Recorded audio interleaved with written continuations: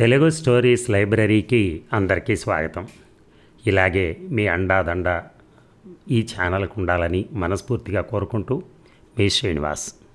మరి ఇప్పుడు మనం ఒక మంచి రచయిత రావూరి భరద్వాజ్ గారు ఆయన రచించినటువంటి ఆయనకు నచ్చిన కథ నువ్వేం చేస్తున్నావు అనే కథ మరి విందామా? పడుకున్నాడన్న మాటే కానీ మాధవరావుకి బొత్తిగా నిద్ర రావటం లేదు. కనీసం వచ్చే సూచనలు కూడా లేవు. అప్పటికప్పుడే సుజాత చంటివాడిని పక్కనేసుకొని నిద్రపోయింది. గోపి తనను కావలించుకొని ఆధమర్చి నిద్రపోతున్నాడు. పెద్ద కొడుకు కేసి ఓ క్షణకాలం చూసి సన్నగా తనలో తనే నవ్వుకున్నాడు మాధవరావు. ఆ క్షణాన అతనికి మానవ జీవితం అంతా పెద్ద మాయలాగా కనిపించింది. ఎందుకో కారణం చెప్పుకోలేని విధంగా ఓ తల్లి కడుపున పుట్టడం, మలమూత్రాదుల్లో ఏహ్యమనేది లేకుండా పొరలాడటం, పెరగటం, చదువుకోవటం, పని చేసుకోవటం, పొట్ట నింపుకోవటం, పెళ్ళాడటం, సంసారం చేయటం, పిల్లల్ని గంటం, వాళ్ళ కోసం పాకులాడటం, వాళ్లను పెంచటం, చదివించటం, పెళ్ళిళ్ళు చేయటం, ఆఖరికి నశించటం. ఇది జీవిత చక్రం. దురదృష్టవశాత్తు మన సమాజంలో కట్టుకుపోయినంత కుళ్ళు పేరుకుపోయింది. దారిద్ర్యం, అనారోగ్యం, అసహనం, ఈర్ష, ద్వేషం, కాపీనం వగైరా వగైరా శతకోటి దుర్లక్షణాలు మానవ సమాజాన్ని విషక్రీముల్లా పట్టి పీడిస్తున్నాయి. ఈ రోగాల నుంచి మానవ జాతి ఎప్పటికి తరిస్తుందో తెలియదు. అంతకన్నా ముఖ్యం, ఈ రోగక్రిములకు మానవుడే కారణమో కూడా తనకు తెలియదు. ఎందుకంటే భాగ్యవంతుల ఇంట పుట్టటం, ఎక్కడ ఎక్కువ కులం వారింట పుట్టటం ఏ వ్యక్తి చేతుల్లోనూ లేదు.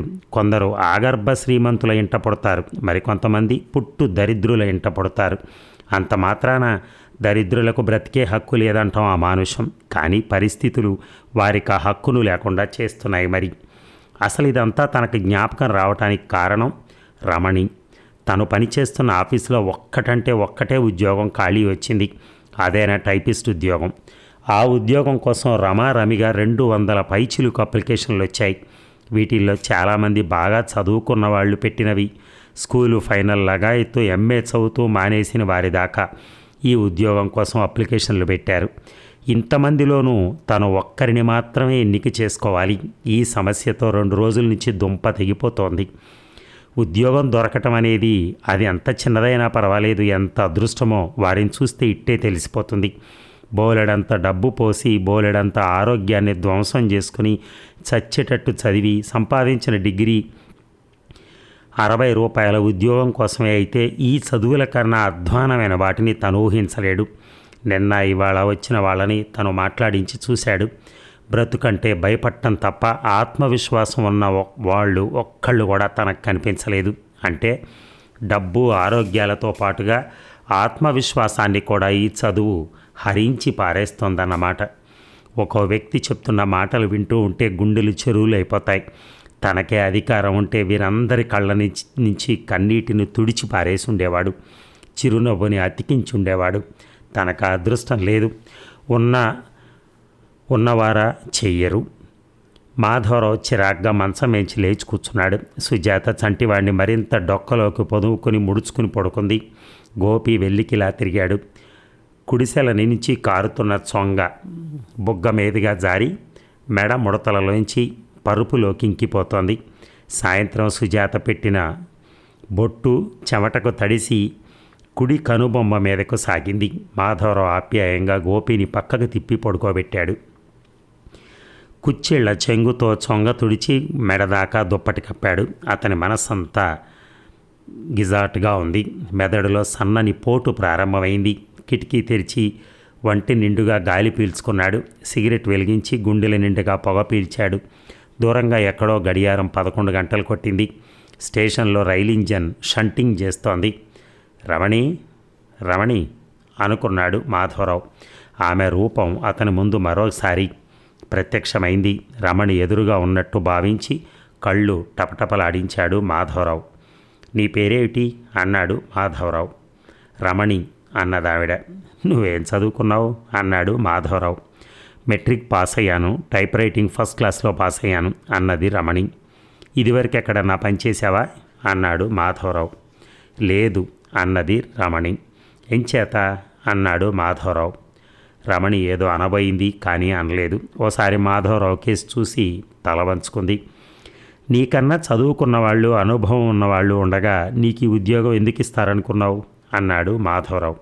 ఈసారి రమణి మాట్లాడలేదు, కానీ కుర్చీలో బాధగా కదిలింది. ఆవేశాన్ని అణుచుకోవటానికి 2-3 సార్లు గుటకలు మింగింది. ఈ ఉద్యోగం నీకిస్తే ఇస్తారని గ్యారంటీ లేదు. ఇవ్వటం జరిగితే జాగ్రత్తగా పనిచేస్తావా? పై ఆఫీసర్ మాటను మన్నిస్తావా అన్నాడు మాధవరావు. రమణిలోకి ఎక్కడ లేని చైతన్యం వచ్చి దూకినట్టయింది. ఓసారి తలెత్తి మాధవరావు ముఖంలోకి చూసింది. సన్నగా నవ్వింది. ఆ నవ్వినప్పుడు మల్లె మొగ్గల్లా తీర్చినట్టున్న ఆమె పలువరసను చూసి మాధవరావు చిత్తయిపోయాడు. కోలినాస్ చిరునవ్వు అనుకున్నాడు మాధవరావు. తప్పకుండా అండి, కొద్ది రోజుల పాటు చూడండి. నా సర్వీసు మీకు తృప్తికరంగా లేకపోతే ఏ క్షణాన్నైనా నన్ను తీసేసే హక్కు మీకు ఉండనే ఉంటుంది అన్నది రమణి. మంచిది అన్నాడు మాధవరావు ఇహ వెళ్ళమన్న ధోరణిలో. కానీ రమణి కుర్చీలోంచి కదలలేదు. నన్నెప్పుడు కనిపించమంటారు అన్నది రమణి కింది పెరివిని సుతారంగా మునిపంట కొరుకుతూ. ఆ రూపం మాధవరావుని ముగ్ధుణ్ణి చేసింది.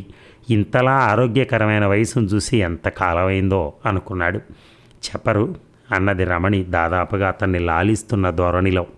చటుక్కున మాధవరావుకి 10 సంవత్సరాల కిందట సంగతి జ్ఞప్తికొచ్చింది. సంక్రాంతి పండక్కి అతను అత్తవారింటికి వెళ్ళాడు. వారం రోజుల పాటు సుఖంగా ఉన్నాడు. సుజాత ఆ వారం రోజులు అతని మడిమలు తొక్కుతూనే ఉంది. ఇక రేపు ఉదయం పెడతాడనగా సుజాత ముఖాన విచారం కమ్ముకుంది. ఆ రాత్రల్లా ఆవిడ బెక్కుతూనే గడిపింది. బయలుదేరబోతూ పోతూ సుజాత కేసు చూశాడు. ఆవిడ చూపులు తనను పిలుస్తున్నట్టుగా ఉన్నాయి. ఏదో మరిచిపోయిన వాళ్ళ జేబులు తడుముకుంటూ మాధవరావు గదిలోకి వచ్చాడు. కలంగాని మర్చిపోయారా అంటూ సుజాత కూడా గదిలోకి వచ్చింది. వస్తూనే అతన్ని గాఢంగా కావలించుకుంది. బెర్రెత్తిన దానిలాగా అతన్ని చెంపలు ముద్దెట్టుకుంది. జుత్తులోకి వేళ్లు జునిపి చిందరవందర చేసింది. తన చెంపను అతని పెదవులకు ఆనించింది. మాధవరావు ఆవిడ చెంప వాసన చూశాడు. సున్నితంగా చెంపల మీది వెంట్రుకలు చెవుల పక్కకు సర్దాడు. రాత్రి నలిగిన బంతిపూలు రేకులుగా విడివడి కిందకి రాలాయి.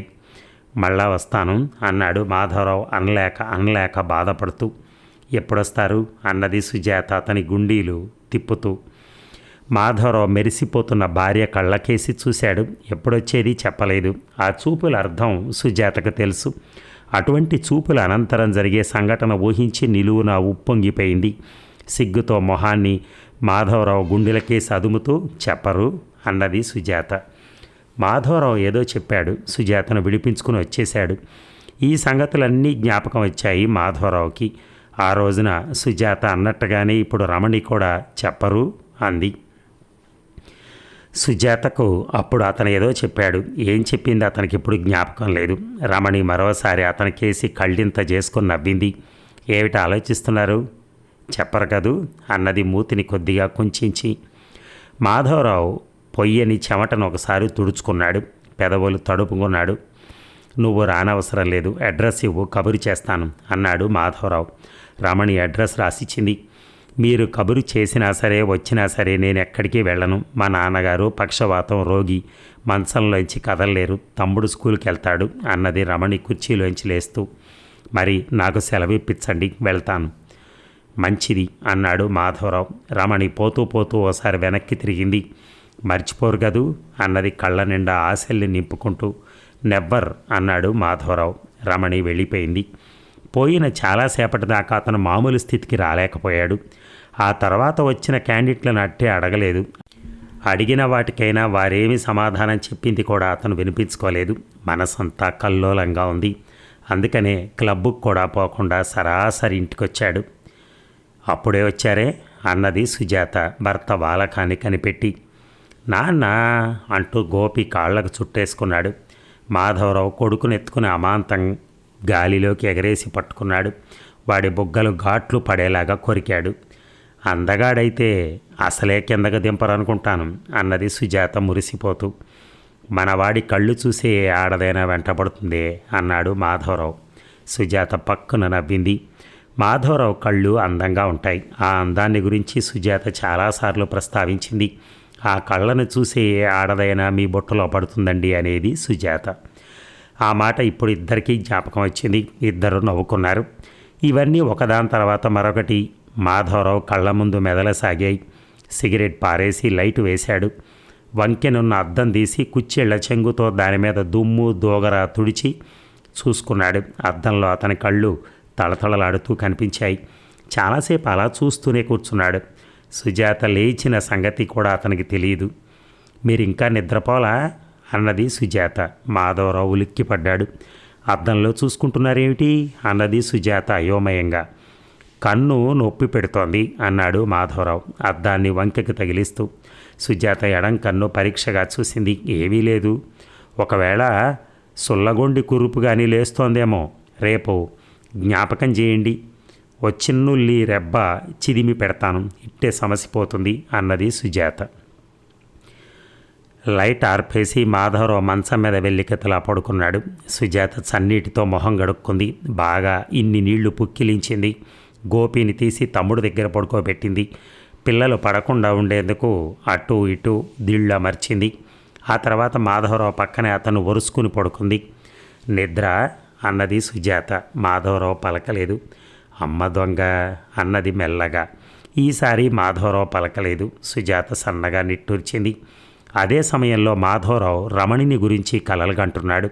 తన ప్రక్కనే ఉన్నది రమణి అయినట్టు, తనను దొంగ అని పిలుస్తున్నట్టు భావన చేస్తున్నాడు. అతని శరీరంలో మెరుపు మెరిసినట్టయింది. కళ్ళు మూసుకునే సుజాతను దగ్గరగా తీసుకుని గాఢంగా ఆమెను ఆక్రమించేశాడు. ఇక అట్టే శ్రమ లేకుండానే రమణి ఇంటిని కనుక్కున్నాడు మాధవరావు. ఆ సమయానికి రఘు వాకిట్లో ఆడుకుంటున్నాడు. మాధవరావును చూస్తూనే వాడు ఆట మానేశాడు. అక్క, ఎవరో వచ్చారే అని ఇంట్లోకి కేక పెట్టాడు రఘు. ఎవరో కనుక్కోరాదట్రా అన్నది లోపల నుంచి అక్క. గీరల కోటు నల్లరంగు బూట్లు వేసుకున్నారే అన్నాడు రఘు. మాధవరావు అప్రయత్నంగా తన కోటుకేసి బూట్లకేసి చూసుకున్నాడు. వస్తున్నా అంటూనే రమణి వచ్చింది. మాధవరావును చూస్తూనే ఆశ్చర్యపడి అంతలోనే తేరుకుని నిండుగా నవ్వింది రమణి. మీరా, రండి రండి అంటూ లోపలికి నడిచింది రమణి. లోపలికి వెళుతున్నప్పుడు వసారాలో పడుకున్న ముసలాయన్ని చూశాడు మాధవరావు. మా నాన్న అన్నది రమణి. కూర్చోండి, క్షణంలో కాఫీ పెడతాను. అవసరం లేదు, తాగే ఇలా బయలుదేరాను అన్నాడు మాధవరావు. అవును కానీ దీనికి మీరు ఏమాత్రం అద్దిస్తున్నారు? 22 అన్నది రమణి. పైగా రెండెందుకు, 20 25 చేయకూడదో అన్నాడు మాధవరావు నవ్వుతూ. రమణి కూడా అనాసక్తంగా నవ్వింది. అద్దె 20 అనుకోండి, మిగతా ₹2 కరెంటు ఛార్జీలు అన్నమాట. ఓహో అన్నాడు మాధవరావు. ఎవరే అమ్మాయి వచ్చింది అన్నాడు ముసలాయన వసారాలోంచి. మొన్న అప్లికేషన్ పెట్టానని చెప్పలేదు? ఆ ఆఫీస్ మేనేజర్ గారు నాన్న, నేనే రమ్మని పిలిచాను, చాలా మంచివారు అన్నది రమణి. ముసలాయన మరేమీ పలకలేదు. మరోలా అనుకోకుండా ఉంటాను అంటే అందాక ఈ పత్రికలు చూస్తూ ఉండండి, 10 నిమిషాల్లో తలదూవుకుని బట్టలు మార్చుకుని వచ్చేస్తాను అన్నది రమణి. ఓఎస్, దానికే అన్నాడు మాధవరావు. రమణి గూట్లోంచి నూనె సీసా తీసి చేతిలో కొంపుకుంది. నూనె 2 చేతులకు పట్టించి వెంట్రుకలకు పాముతోంది. నూనె పాముతున్నప్పుడు భుజాల మధ్య విరిసిన సౌందర్యం కేసి మాధవరావు విముఖుడు కాలేకపోయాడు. రమణి ఇది గమనించిందో లేదో తెలియదు కానీ గమనించనట్లే ప్రవర్తించింది. కాళ్ళు బారజాపి అద్దాన్ని కాళ్ళ మధ్యగా ఉంచి మొహం కనపట్టానికి రవ్వంత కిందుగా వంగినప్పుడు పొట్ట మీద ఏర్పడిన సన్నని ముడతలు వెండి తీగల్లా తళుక్కన మెరిశాయి. తల దువ్వుకుంటున్నంతసేపు రమణి ఏవో కబుర్లు చెప్తూనే ఉంది. జడను మెలితిప్పి ముడివేసుకుంటూ, మీరు పేపర్ చూడటం లేదు అన్నది రమణి. మాధవరావు ఉలిక్కిపడ్డాడు. నిజంగా అతను పేపర్ చూడటం లేదు, రమణి కేసి చూస్తున్నాడు. మరే అన్నాడు మాధవరావు.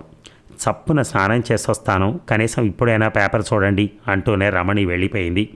మాధవరావు ఈసారి మనస్ఫూర్తిగా పేపర్ విప్పాడు, కానీ చదవబుద్ధి కాలేదు. జాకెట్ విప్పేసి పమిటను భుజాల నిండా కప్పుకుని ఓ చేత్తో బకెట్ పుచ్చుకుని ఆ బరువుకు వంగుతూ బాత్రూంలోకి వెళ్తున్న రమణి రూపం అతని మనస్సును ఉడుకులెత్తించింది. ఆ 4 గోడల మధ్య ఏ ఆచ్ఛాదన లేని రమణి శరీరాన్ని తలుచుకుని అతను ఉద్రిక్తుడయ్యాడు. ఆ అందాన్నంతా కళ్ళతో త్రాగి త్రేన్సాలనిపించింది. తాను వెళ్ళి నిలబడినప్పుడు సిగ్గుతో ముడుచుకుపోయే రమణి శరీరాన్ని చేతుల నిండా పొదువుకోవాలనిపించింది. ఈ రకమైన ఊహలు అతన్ని మరింత కకావికలు చేశాయి, పిచ్చివాణ్ణి చేశాయి. వేళ్ళు విరుచుకుని జారగిలబడిపోయాడు మాధవరావు. పావుగంట లోపుగానే రమణి తయారైంది. సన్నని చీర అలవోకగా కట్టుకుంది, నీలపు రంగు జాకెట్ వేసుకుంది, రేఖల్లాగా కాటుక దిద్దుకుంది, పావల కాసంత కుంకుమ బొట్టు పెట్టుకుంది. పమిట చెంగుతో ఒకసారి ముఖం తుడుచుకుంటూ మూలన ఉన్న పాత కుర్చీని అతనికి దగ్గరగా లాగి కూర్చుంది రమణి. ఏం మాట్లాడటానికి మాధవరావుకి పాలు పోలేదు. వాకిట్లో రఘు మరో 4 పిల్లల్ని చేర్చి బెళ్ళం కూడా ఆడుతున్నాడు. మీరు వస్తారనుకోలేదు సుమండి అన్నది రమణి వీధిలోకి చూస్తూ. అదే అన్నాడు మాధవరావు. ఎందుకో తెలియదు, అలా అనుకున్నాను. రేపు నేనే ఒకసారి మీ దగ్గరికి వద్దామని కూడా అనుకున్నాను అన్నది రమణి. ఎందుకు అన్నాడు మాధవరావు ఆసక్తిగా. మీకోసమని అన్నది రమణి. మరి మీరు ఏ సంగతి తేల్చలేదు కదా, అదేదో కనుక్కుందుకు వద్దాం అనుకుంటున్నాను. అందుకే నేను వచ్చాను అన్నాడు మాధవరావు. అందుకే అన్న మాటను నొక్కి పలుకుతూ. రమణి మాట్లాడలేదు. ఓ క్షణం మౌనంగా ఉండిపోయి అతని కళ్ళల్లోకి చూస్తూ ఇప్పుడు ఏం చేద్దామంటారు అన్నది రమణి. ఎక్కడికన్నా పోదాం, పోనీ సినిమాకి వెళ్దాం, పార్కుకి వెళ్దాం ఏ అన్నాడు మాధవరావు. ముందు పార్కుకి వెళ్దాం, ఆ తర్వాత సినిమాకి వెళ్దాం అన్నది రమణి. అప్పటికీ మొదట ఆట అందదనుకుంటాను అన్నాడు మాధవరావు. పోనీ రెండో ఆటకి వెళ్దాం అన్నది రమణి ఏదైతే ఏమన్న ధోరణిలో. వచ్చేటప్పటికీ పొద్దుపోదు పోతుంది, పోతేనే నయం, అందరూ నిద్రలో ఉంటారు, మన గమనించేవారు ఉండరు, మీకు అభ్యంతరం లేకపోతే. రమణి ఏమనదలిచిందో తెలియదు. అంతలోనే రఘు దూకుడుగా లోపలికి వచ్చాడు. బాబు, శారద గారింటికి వెళ్ళి నేను ఈ పూట ప్రైవేట్కి రానని చెప్పిరా. నేను వచ్చేదాకా రాధమ్మ పిన్ని గారింట్లో కూర్చో, సరేనా? వచ్చేటప్పుడు నీకు మిఠాయిలు తెస్తాను అన్నది రమణి తమ్ముడి దగ్గరికి తీసి బుజ్జగిస్తూ. మరి నాకు బూట్లో అన్నాడు రఘు. రమణి ముఖం ముడుచుకుపోయింది. రేపు ఎల్లుండో తెచ్చి పెడతాను బాబు, మా నాయనవు కదా, ఉంటావుగా అని గోము చేసింది రమణి. నువ్వు అస్సలు మంచిదానివి కాదక్క, అన్నీ అబద్ధాలు చెప్తావు. ఏప్రిల్ నుంచి బూట్లు కొంటానంటున్నావు, మరి కొనవే అన్నాడు రఘు గునుస్తూ. ఈసారి తప్పకుండా కొంటానమ్మా, నాకు ఉద్యోగం అయింది, ఇక నుంచి నీకు కావలసిన బూట్లు అన్నది రమణి. రఘు ఉద్యోగం అన్న మాట వినగానే మాధవరావు కేసి చూశాడు. మాధవరావు ఎందుకో కానీ తలంచుకున్నాడు. అయితే ఆవల్ రైట్గా ఉంటానక్కాయ్ అన్నాడు వాడు చంగున వీధిలోకి గెంతుతూ. మెట్టు మీద దూకు వేగాన్ని తట్టుకుని నిలబడుతూ వెనక్కి తిరిగాడు. ఏమిట్రా అన్నది రమణి. నాకు ఇలాంటి నల్ల బూట్లు కావాలి, తెలిసిందా? చెప్పావుగా, నేను తెస్తాను, చూడరాదా అన్నది రమణి. రఘు వెళ్ళిపోయాడు. వసారాలోంచి ముసలాయన గొణుగుడు క్రమంగా సద్దుమణిగిపోయింది. ఈ వాతావరణంలోంచి బయటపడుతున్న దానిలాగా రమణి ఒక్కసారిగా శరీరాన్ని విదిలించుకుంది. మాధవరావు మళ్ళా మామూలు స్థితిలోకి వచ్చాడు. నిజంగా ఎక్కడికన్నా వెళ్ళాలనుందా అన్నాడు మాధవరావు రమణి కేసి కన్నార్పకుండా చూస్తూ. ఇంతలోకే మనసు మార్చుకున్నారే అన్నది రమణి సన్నగా నవ్వుతో. వెళ్ళాలని లేదు, మీరంటే నేను సరే అన్నాను, పోనీ ఇక్కడే గడిపేద్దాం. మాధవరావు ఏమీ మాట్లాడలేదు. రఘు ఇంతలో రాళ్ళేండి, మా నాన్నగారి సంగతి చెప్పాను కదా అన్నది రమణి లేచి నిలబడుతూ. మాధవరావు కూడా అప్రయత్నంగా లేచి నిల్చున్నాడు. ఇన్నిటికీ అద్దె సంగతి అడిగారు కానీ ఇల్లే పాటిదో మీరు చూశారు కాదు, రండి చూద్దురు కానీ. మాధవరావు మాట పలుకు లేకుండా ఆమెతో నడిచాడు. ఇది వంటగది, ఇక్కడ సామాన్లు అవి పడేస్తూ ఉంటాను. ఈ టిక్కీలో రఘు పడుకుంటాడు, ఇదిగో ఈ గది మాత్రం నాది అంటూ రమణి ఒక్కొక్క గదిని చూపెడుతూ అతన్ని లోపలికి తీసుకొచ్చింది. మాధవరావు గుండె దడదడలాడింది, చేతులు వణికాయి, కణతలు నొక్కుకుపోతున్నట్టుగా ఫీల్ అయ్యాడు. ఒంటరితనం, ఎదురుగా రమణి, ఆమె చొరవ, ఇవన్నీ కలిసి అతన్ని ఉక్కిరి బిక్కిరి చేశాయి. మరో మాట లేకుండా దగ్గరగా జరిగి ఆమెను కావలించుకున్నాడు. రమణి కూడా గువ్వగా అతని చేతుల్లో ఇమిడిపోయింది. మాధవరావు ఆమె మొహాన్ని తన కేసు తిప్పుకొని బాంబు పడినట్టుగా ఉలిక్కిపడ్డాడు. మాధవరావు రమణిని విడిచి ఎడంగా వచ్చాడు. గది బయట ఎవరో అడుగుల చప్పుడు వినిపించింది. ఎవరది అంటూ రమణి చప్పున గది బయటకొచ్చింది. మాధవరావు తలుపు వెనక నుంచున్నాడు. 10 నిమిషాల కల్లా రమణి తిరిగి వచ్చింది. అంతదాకా మాధవరావు గజగజలాడుతూనే ఉన్నాడు. ఎవరు అన్నాడు మాధవరావు వణికిపోతూ. ఎవరూ లేరండి అన్నది రమణి.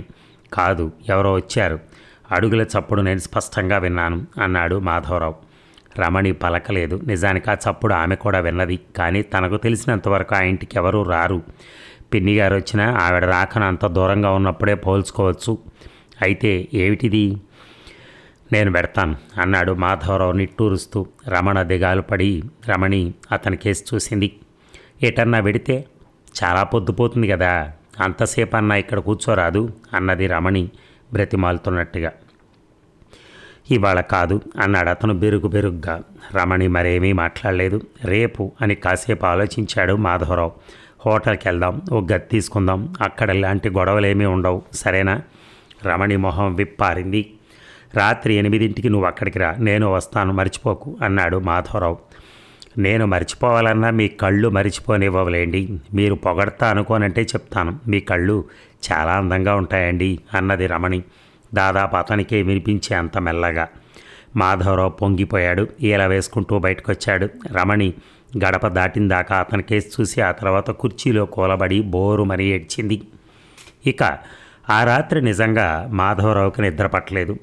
రేపు తను అనుభవించనున్న ఆనందాన్ని తలుచుకుని తన్మయుడైపోయాడు. ఆ తన్మయత్వంలో అతనికి భార్య రూపం ఎబ్బెట్టుగా కనిపించింది. రమణికి సుజాతకి తావిళ్ళు వేసి చూసి పెదవి విరిచాడు. ఉన్నంతలో సుజాత అందగత్తె అంటంలో సందేహం లేదు. కానీ రమణి ముందు ఈవిడ ఎందుకు కొరగానిదే. అదీగాక సుజాత అందం 10 ఏళ్లుగా తను ఎరిగిందే. తన నుంచి సుజాత దాచుకున్నది దాచుకోవాలని అనుకున్నది కూడా ఏమీ లేదు. బహుశా ఈ అలవాటు వల్లనే కావచ్చు తనకు సుజాత మీద మోజు తగ్గిపోయింది. మాధవరావు నిద్రపోతున్న భార్య కేసి చూశాడు. చటక్కున తల తిప్పుకున్నాడు. అలా రమణి పడుకుని ఉంటే తను ఇలా ఉట్టినే ఉండగలడా? తను ఉండటం కాదు, రమణి సౌందర్యం ఉండనీయదు. ఎదుటి వారిని కవ్వించి ఏడిపించే గుణం ఏదో రమణిలో ఉంది.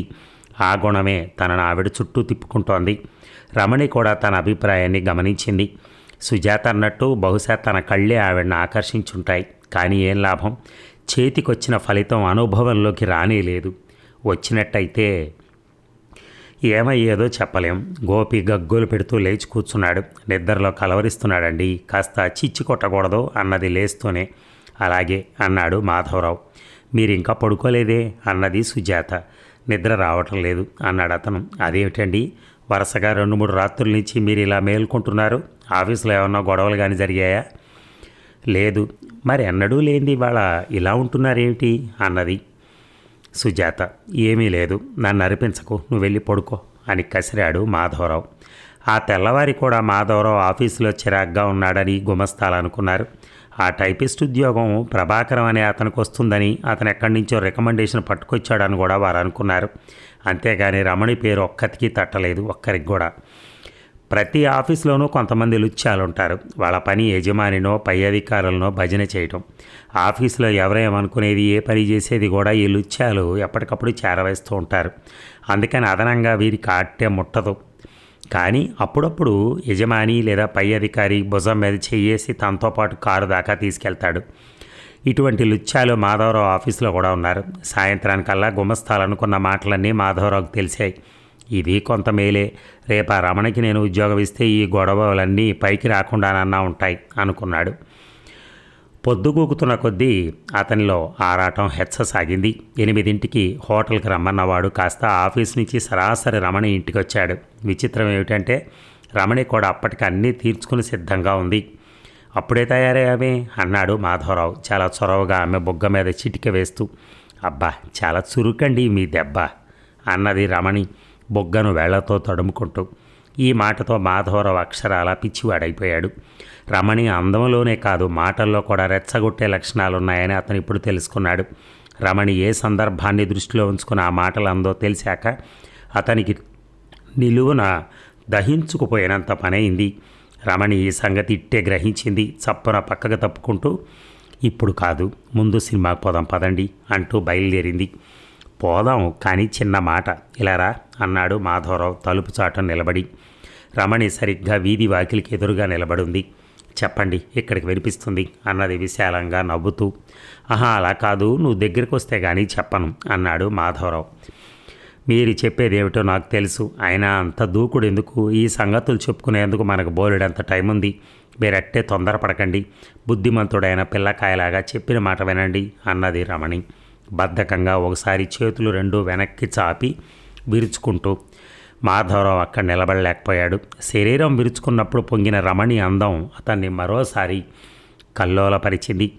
నన్ను నిలువున చంపేస్తున్నావు రమణి, అదేది కాదంటుంటే వినిపించుకోవే, చిన్న మాట, ఓ క్షణం ఇలా విని అలా వెళ్ళిపోదు గాని అన్నాడు మాధవరావు బతిమాలుతున్న ధోరణిలో. రమణి 2 అడుగులు ముందుకేసి తలుపు పట్టుకుని నిలబడి, ఇప్పుడు చెప్పండి అంది. మాధవరావు ఓడుపుగా రమణి చేయి పట్టుకుని తన కేసి లాక్కున్నాడు. ఒక్క ఉదుటన వచ్చి అతని మీద పడిపోయింది రమణి. ఎందుకు నన్ను ఇలా చంపుతున్నావు అన్నాడు మాధవరావు ఆమె చెవిలో. రమణి ఏదో అనబోయింది, కానీ అనలేదు. తేలుకుట్టిన దానిలాగా చప్పున యువతలకి దూసుకొచ్చింది. ఎవరో వస్తున్నట్టుగా మెట్ల మీద అడుగులు చప్పుడయ్యాయి. నీడలు కూడా అటు ఇటు మెత్తగా కదిలాయి. మాధవరావు ఉద్రేకం యావత్తు తక్షణమే దిగిపోయింది. బాగుందండి ఇల్లు, 22 రూపాయలన్నమాట, వానాగేనా వస్తే కురవదు కదా అంటూ సందర్భాన్ని మార్చాడు. అబ్బే అదేం లేదులేండి అంటూనే రమణి కూడా యువతలకు వచ్చింది. ఆ కబురు ఈ కబురు చెప్తూ మెట్ల మీదకి వచ్చి అటు ఇటు చూసింది. ఎక్కడ ఎవరూ కనిపించలేదు. ఎవరూ లేరు కదా అన్నాడు మాధవరావు గుండె దడం తగ్గించుకుంటూ. అన్నది రమణి తల అడ్డంగా తిప్పుతూ అతనికేసి ప్రశ్నార్థకంగా చూసి. కానీ ఎవరో వచ్చారు రమణి, అడుగుల చప్పుడు వినటమే కాదు, నేను నీడ పడటం కూడా చూశాను.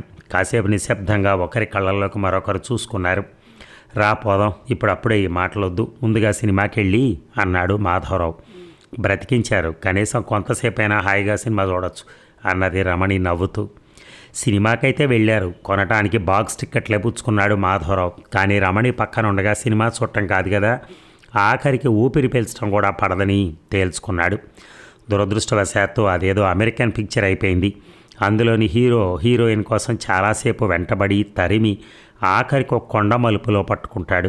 అంతటితో ఆగినా బాగుండిపోను ఆ హీరోగాడు. ఆవిడని అమాంతం చేతుల మీద ఎత్తుకుని చిన్న గడ్డి మైదానం మీద పడుకోబెట్టి ఆవిడ మీదకి ఒరిగిపోయాడు. వాళ్ళిద్దరూ ముద్దెట్టుకోవడాన్ని కెమెరా క్లోజప్లో చూపించింది. అసలే మాధవరావు తపనతో సతమతమవుతున్నాడు. ఈ సినిమా ఆ తపనను ఇంకా రెచ్చగొట్టింది. తను హీరో అయినట్టు, రమణి హీరోయిన్ అయినట్టు, ఆవిడ అలా పరిగెడుతూ ఉంటే తను వెంబడించి పట్టుకున్నట్టు మాధవరావుకి భావన. అతనికిక స్థిమితంగా కూర్చోలేకపోయాడు. పోదాం పద అంటూ రమణిని గీమారం పెట్టసాగాడు. అలాగే, ఇదిగో ఈ సీన్ అయ్యాక వెళ్దాం. అబ్బాయి షార్ట్ చూడండి ఎంత బాగుందో, మరి అమెరికా వాళ్ళు అలా ఒళ్ళంతా కనపడేలా గుడ్డలు కట్టుకుంటారే. ఈ ధోరణిలో రమణి మాట్లాడసాగింది. కానీ మాధవరావుకి ఇది బొత్తిగా నచ్చలేదు. అతని లోపల అగ్ని జ్వాలలు రేగుతున్నాయి. ఆ జ్వాలలకి ఇంత ఉపశాంతి జరిగితే తప్ప లాభం లేదు. ఇప్పుడు అప్పుడే వెళ్ళి ఏం చేద్దాం అన్నది రమణి. ఏం చేయవలసింది అతని నోటే చెప్పించాలనుకున్న దానిలాగా. ఏం చేద్దామా, అంత తెలియదే నీకు అన్నాడు మాధవరావు గుటకలు మింగుతూ. తెలీదు అని మెత్తగా నవ్వేసింది రమణి. అయితే చెప్తాను పద. లే మరి అని చిన్నగానే గట్టిగా అన్నాడు. ఇంకా 9 అన్నా కాలేదు, ఇప్పుడు అప్పుడే వెళ్ళి మాత్రం ఏం లాభం, మన కోసం అని చుట్టుపక్కల వారు అప్పుడే నిద్రపోతారా మరి అన్నది రమణి. పోకపోతేనే హాయిగా మాట్లాడుకుందాం అన్నాడు అతను. అవేమిటో ఇక్కడే అనుకుందాం పట్టండి అంది రమణి, కేవలం అతన్ని ఏడిపించాలన్న ఉద్దేశంతో. అసలు ఎంత పెంకిగటానివి అన్నాడు మాధవరావు చేసేదేమీ లేకపోతే నన్ను బురిడీ చేయాలని చూస్తారా? ఇంతమంది మధ్యలో ఉంటేనే నా ప్రాణాలు తోడేస్తున్నారు కదా, తీరా హోటల్కి వెళ్ళాక నేను నమ్ముతాననే అన్నది రమణి. అతని చెంపకు తన చెంప అంచి చెవిలో చెప్తున్నట్టుగా, ఈ రాత్రి జాగారం ఎటుకూడి తప్పదనుకోండి, ఈ సినిమా చూశాకనే దాన్ని ప్రారంభిద్దాం, ఏ నీ ఇష్టం అన్నాడు మాధవరావు విసుగ్గా. రమణి అతనికేసి ఓ క్షణం చూసి మునిపంట పెదవి కొరుకుతూ, అంత కోపం అయితే ఎలా అమ్మా, నేను మాత్రం ఏమన్నానని, కాకపోతే వెళ్దాం పదండి అన్నది. ఆనక నన్నని లాభం లేదు, ఇప్పుడే చెప్తున్నాను. ఆ కళ్ళు రెండింటినీ నేను తాగేస్తాను. మీ ఆవిడకి ఏం చెప్పుకున్నా మా బాగే అన్నది కుర్చీలోంచి లేస్తూ. అంతకుముందే రిజర్వ్ చేసుకున్న గదిని చూపించి కుర్రవాడు వెళ్ళిపోయాడు. పోతున్నప్పుడు ఆ వెధవ తనలో తను నవ్వుకున్నట్టు మాధవరావుకి లీలగా అనిపించింది. కానీ దాన్ని తను లెక్క చేయదలుచుకోలేదు. గదిలోకి వస్తూనే అతను తలుపు గడియ పెట్టాడు, ఫ్యాన్ వేశాడు. అప్పటికప్పుడు దీపం ఆర్పేసి డిమ్మర్ వేస్తానంటూ కూర్చున్నాడు. రమణి లొంగలు చుట్టుకుపోయేలా నవ్వింది. ఆ నవ్వులో హేళనుందో జాలే ఉందో అతను గమనించదలుచుకోలేదు. పడి నవ్వాక రమణి పొట్ట చేత్తో పట్టుకుని మంచం మీద కూర్చుంది. ఏమిటి వెర్రి నవ్వు అన్నాడు మాధవరావు. మీ ఇల్లు బంగారంగాను. ఎంత తొందరపాటు మనుషులండి మీరు. గదిలోకి రాగానే తలుపులేస్తే పక్క గదులు వారు ఏమనుకుంటారో అని కూడా ఆలోచించరే. ఏమనుకోవటానికైనా మనం పరాయి వాళ్ళం కాదుగా. మొగుడు పెళ్ళాలమే. ఏదో పనుండి ఊరొచ్చాం, ఈ రాత్రికి ఇక్కడ ఉంటాం, ఉదయం వెళ్ళిపోతాం, ఇందులో తప్పేమి లేదే అన్నాడు మాధవరావు. అతను అలా చెప్పే హోటల్లో ఈ గదిని బుక్ చేశాడు. అయితే మాత్రం అన్నది రమణి. మాధవరావు పలకలేదు. వస్తూ వస్తూ తెచ్చిన మిఠాయి కొంచెం తను తిని మిగతాది రమణికిచ్చాడు. తాంబూలం తను వేసుకుని ఆవిడ్ని కూడా వేసుకోమన్నాడు. నాకు సహించదు అన్నది రమణి. అయితే చూడండి అంటూ కబుర్లలోకి లాగింది. ఈ పంపిణీ మీద దాదాపు 11 దాకా అతన్ని దరి చేరకుండానే ఉంచగలిగింది రమణి. ఆ తర్వాత ఆవిడ వల్ల కూడా కాలేదు. రమణి తలలోంచి పూల చెండు తీసి మాధవరావు పక్క నిండా విదిపాడు. ఆవిడ భుజం మీద చేయి వేశాడు అతడు. ఆ వేళలోంచి అతనిలోకి విద్యుత్ కణాలు ప్రవహించినట్టయింది. శరీరమంతా తీయని మంటలతో నిండిపోయినట్టయింది. ఆసరికి రమణి కూడా దాదాపు అదే స్థితిలోకి వచ్చింది. ఆవిడ కళ్ళు కాంతితో నిండిపోయాయి. పెదవులు చలిస్తున్నాయి. గుండె కొట్టుకునే చప్పుడు స్పష్టంగా వినపడుతోంది. గాజులు మోచేతులు దాకా లాక్కుంది. వెల్లెకితలా తిరిగి మాధవరావు ముఖాన్ని తన గుండెలకి తీసుకుని అదుముకుంది. మరొక్క క్షణంలో మాధవరావు ఆవిడ్ని జయించి ఉండును. కానీ అతనికి ఆ అదృష్టం లేదు. ఎవరో వరండాలోంచి బరువుగా అడుగులు వేసుకుంటూ వస్తున్నారు. మాధవరావు నిర్వీణ్యుడయ్యాడు. రమణి దాదాపు కొయ్యబారిపోయిందంతే. ఆ చప్పుడు మరీ వినిపించలేదు. ఇద్దరం భయపడ్డాం. అబ్బే ఏం లేదులే అన్నాడు మాధవరావు తనకు తాను ధైర్యం చెప్పుకుంటూ. రమణి పమిట చెంగుతో చెమటం తుడుచుకుని నిట్టూర్చింది.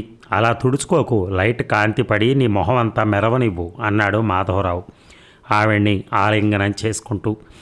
ఈసారి అడుగుల చప్పుడు తలుపు వెనకాతలే వినిపించింది.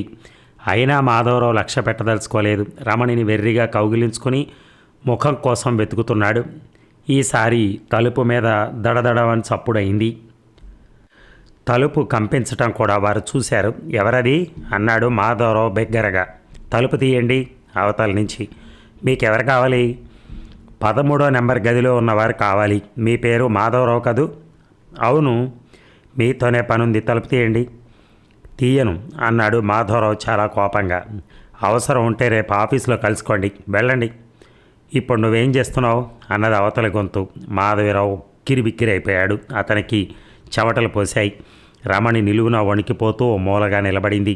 చెప్పు, నువ్వేం చేస్తున్నావు? ఆఫీస్ పని.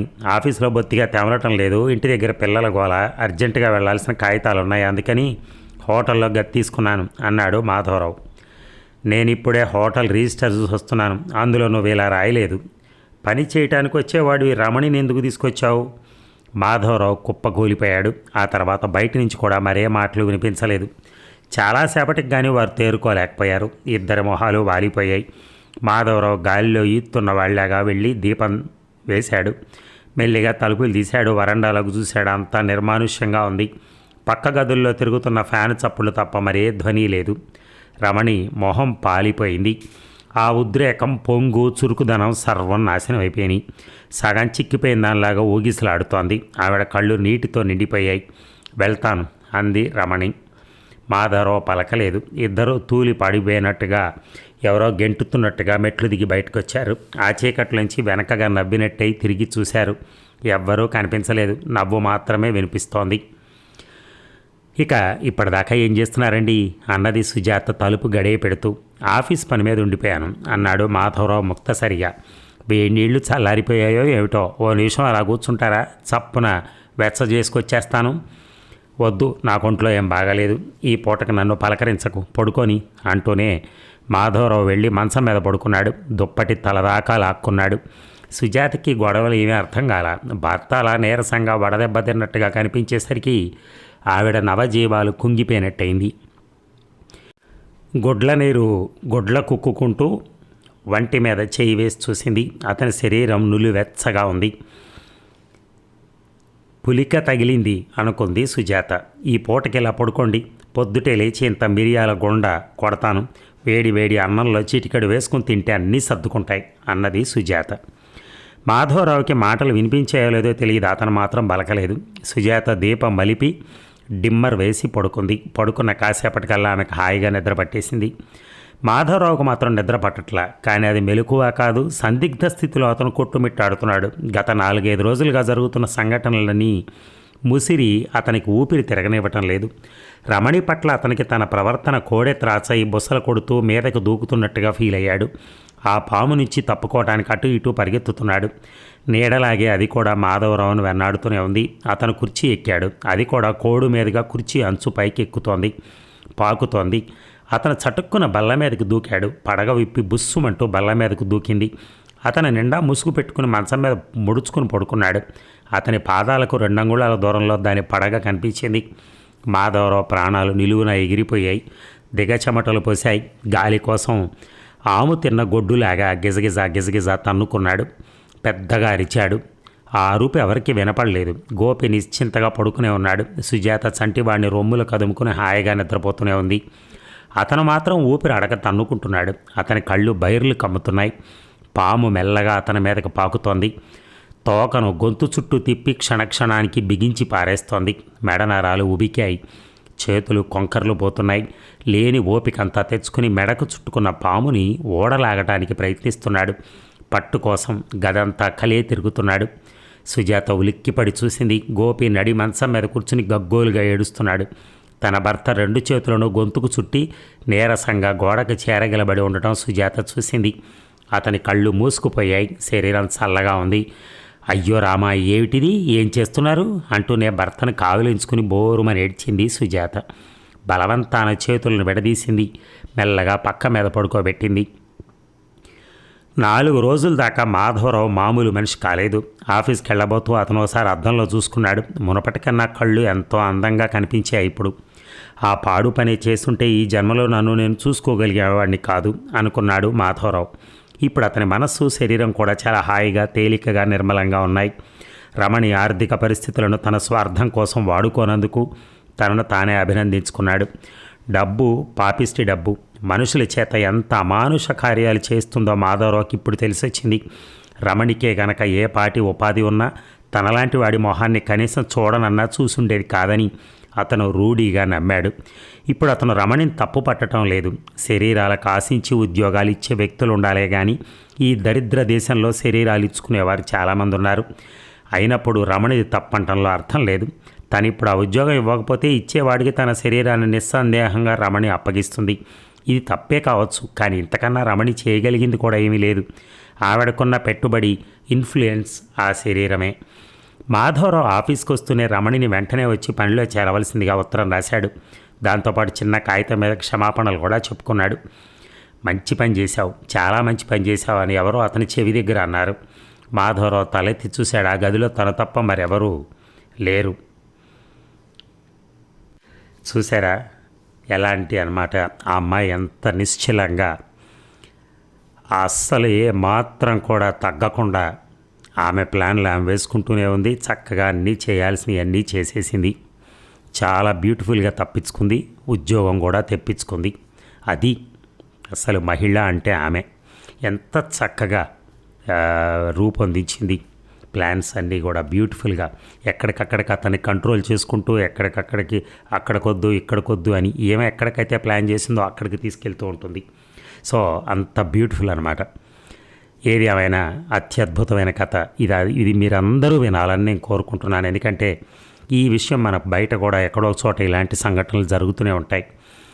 ఆ జరుగుతున్నప్పుడు మనం ఏం చేయాలి, ఎలా చేయాలనేది కూడా కొంత మనకు నాలెడ్జ్ ఇస్తున్నట్టుగా అనిపించింది. లేడీస్కి ఇది చాలా ముఖ్యం అనుకుంటా. Thank you very much. ధన్యవాదాలు.